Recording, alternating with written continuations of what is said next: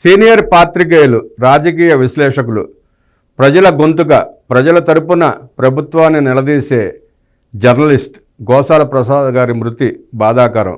ఈ సందర్భంగా ముఖ్యమంత్రి చంద్రబాబు నాయుడు గారు సంతాపం తెలియజేశారు. గోసాల మృతికి సీఎం దిగ్భ్రాంతి.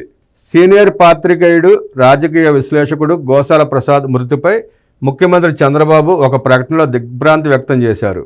4 దశాబ్దాలు పాత్రికేయుడిగా, రాజకీయ విశ్లేషకుడిగా ప్రసాద్ ఎంతో పేరు తెచ్చుకున్నారని కొనియాడారు. గత ప్రభుత్వ విధ్వంస పాలనపై ధైర్యంగా గళమెత్తి అన్ని వర్గాల మన్ననలు పొందారని అన్నారు. రాజకీయ పరిణామాలపై టీవీ చర్చల్లో లోతైన విశ్లేషణతో ప్రజాపక్షాన పనిచేసి తనదైన ముద్ర వేశారని గుర్తు చేశారు. నిత్యం తన విశ్లేషణలు, రాతలతో సమాజ హితం కోసం పనిచేసిన ప్రసాద్ మృతి తనకు తీవ్ర విచారం కలిగించిందని అన్నారు.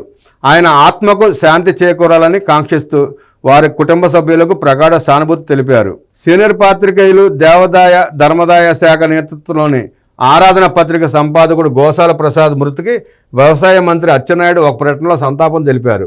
పాత్రికేయులుగా సుదీర్ఘకాలం పనిచేసిన ప్రసాద్ సమాజ హితం కోసం కృషి చేశారని గుర్తు చేసుకున్నారు. ప్రసాద్ కుటుంబ సభ్యులకు ప్రగాఢ సానుభూతిని తెలిపారు. మీడియాకు తీరని లోటు అన్నారు మంత్రి కొలుసు పార్థసారథి. సీనియర్ జర్నలిస్ట్ గోసాల ప్రసాద్ మృతికి గృహ నిర్మాణ, సమాచార, పౌర సంబంధాల మంత్రి కొలుసు పార్థసారథి తీవ్ర దిగ్భ్రాంతి వ్యక్తం చేశారు.